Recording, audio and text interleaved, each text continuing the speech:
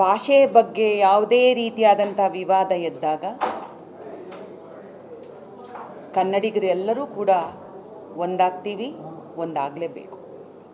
ಅದು ನಮ್ಮ ಧರ್ಮ. ಇವತ್ತು ಯಾವುದೋ ಸಂದರ್ಭದಲ್ಲಿ ಕಮಲಾಸನ್ ಅವರು ಎಮೋಷ್ನಲ್ ಆಗಂದ್ರೋ ಅಥವಾ ತಿಳಿದಂದ್ರೋ ತಿಳಿದೆ ಅಂದ್ರೋ, ಒಂದಂತೂ ಸತ್ಯ, ತಮಿಳಿಂದ ಕನ್ನಡ ಹುಟ್ಟಿಲ್ಲ, ಅದಂತೂ ಸತ್ಯ. ಭಾಷಾ ತಜ್ಞರಿದ್ದಾರೆ ನಮ್ಮಲ್ಲಿ. ನಾನು ಭಾಷಾ ತಜ್ಞರನ್ನು ಈ ಮೂಲಕ ಕೇಳ್ಕೊಳ್ತೇನೆ, ಅವ್ರುಗಳು ಹೊರಗೆ ಬಂದು ಇದ್ರ ಬಗ್ಗೆ ಹೇಳಿಕೆಯನ್ನು ಕೊಟ್ಟು ಕೆಲವರನ್ನು ಸರಿಯಾಗಿ ಮಾರ್ಗದರ್ಶನ ಮಾಡಬೇಕಾಗತ್ತೆ. ಇದು ಪ್ರತಿ ಸಂದರ್ಭದಲ್ಲೂ ಕೂಡ ಕನ್ನಡಕ್ಕೆ ಧಕ್ಕೆ ಬಂದಾಗ, ಈ ರೀತಿಯಾದಂಥ ಹೇಳಿಕೆಗಳನ್ನು ನೀಡಿದಾಗ ಅವರಿಗೆ ನಾವು ಮಂದಟ್ಟ ಮಾಡ್ಕೊಡ್ಬೇಕು. ರೀ, ಇನ್ಮೇಲೆ ಮನೆ ಕೆಲಸಕ್ಕೆ ಹೆಲ್ಪ್ ಮಾಡ್ಬೇಕು ನೀವು. ಯಾಕೆ ನಿಂಗೆ ಎಲ್ಲರ ಕೆಲಸ ಸಿಗ್ತಾ? ಕೆಲಸನ ನೋವೇ, ನಾನೇ ಬಾಸ್ ಆಗ್ತೀನಿ. ಬಾಸ್? ಅದೇಗೆ? ಬಾಸ್ ವಾಲ, ಬಾಸ್ ವಾಲ, ಬಿ ದ ಬಾಸ್ ಆಗುತ್ತೆ. ವಾಣಿಜ್ಯ ಮಂಡಳಿಯು ಕೂಡ ಈಗಾಗಲೇ ಕಮಲಾಸನವರನ್ನು ಸಂಪರ್ಕಿಸಿ ಇದ್ರ ಬಗ್ಗೆ ಒಂದು ವಿಷಾದವನ್ನು ವ್ಯಕ್ತಪಡಿಸಬೇಕು. ತಪ್ಪಾಗಿದೆ, ಕನ್ನಡಿಗರ ಮನಸ್ಸಿಗೆ, ಕನ್ನಡಿಗರಿಗೆ ನೋವುಂಟಾಗಿದೆ ಅನ್ನುವಂಥ ಮಾತನ್ನು ಈಗಾಗಲೇ ವಾಣಿಜ್ಯ ಮಂಡಳಿ ಕೆಲಸ ಮಾಡ್ತಾ ಇದೆ. ಪ್ರತಿಯೊಬ್ಬರೂ ಕೂಡ ಅವರನ್ನು ಸಂಪರ್ಕಕ್ಕೆ ಇಟ್ಟು ಕಮಲಾಸನ್ ಅವ್ರನ್ನ ಕೇಳೋಕ್ಕೆ ಇದು ಮಾಡ್ತಿದ್ದೀವಿ. ಬಹುಶಃ ಕಮಲಾಸನ್ ಅವರು ಈ ಬಗ್ಗೆ ಅವರ ಒಪ್ಪಿಗೆಯನ್ನು ಹೇಳಬೇಕಾಗತ್ತೆ. ಎಮೋಷನ್ ಆಗಿ ಹೇಳಿದ್ದಿದ್ರೆ ಅದನ್ನು ಕೂಡ ಅವರು ಒಪ್ಕೋಬೇಕಾಗತ್ತೆ. ಆದರೆ ನೋವಾಗಿದೆ, ಕನ್ನಡಿಗರಿಗೆ ಖಂಡಿತವಾಗ್ಲೂ ನೋವಾಗಿದೆ.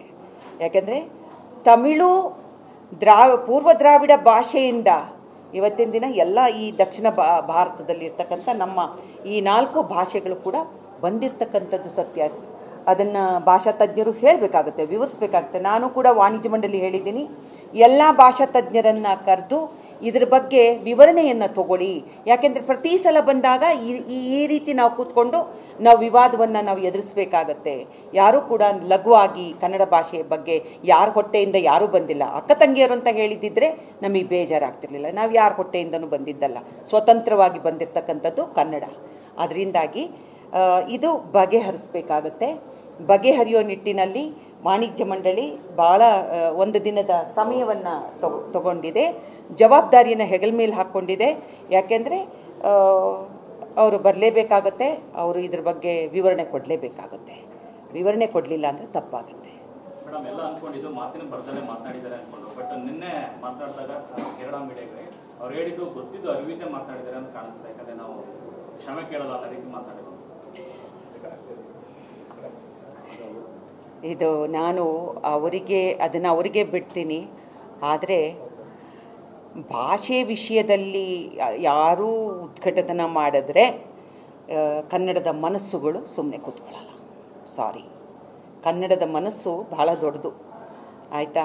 ನಮಗೆ ಕ್ಷಮೆನೂ ಕೊಡೋಕ್ಕೆ ಗೊತ್ತಾಗುತ್ತೆ, ನಮಗೆ ಮೂಗಿಡ್ದು ನಮಗೆ ದಂಡನೆ ಕೊಡೋಕ್ಕೂ ನಮ್ಗೆ ಗೊತ್ತಾಗುತ್ತೆ. ಕನ್ನಡಿಗರ ಮನಸ್ಸಿದೆಲ್ಲ ಬಹಳ ದೊಡ್ಡದು, ಹಾಗೆಲ್ಲ ಮಾಡೋಕ್ಕಾಗಲ್ಲ. ನಮಗಿಂತ ದೊಡ್ಡದು ನೋಡ್ರಿ, ನಾವು ಕಲಾವಿದರು ಎಷ್ಟೇ ದೊಡ್ಡವರಾಗಿರ್ಬೋದು, ಒಂದು ಭಾಷೆ, ಆ ಪ್ರಾಂತ್ಯ, ಅಲ್ಲಿರ್ತಕ್ಕಂಥ ಭಾವನೆ, ಅದಕ್ಕಿಂತ ದೊಡ್ಡವ್ರು ನಾವಲ್ಲ. ಅದರಿಂದ ಅದು ಅವರೇ ಹೇಳಿಸ್ತಾರೆ ಬಿಡಿ.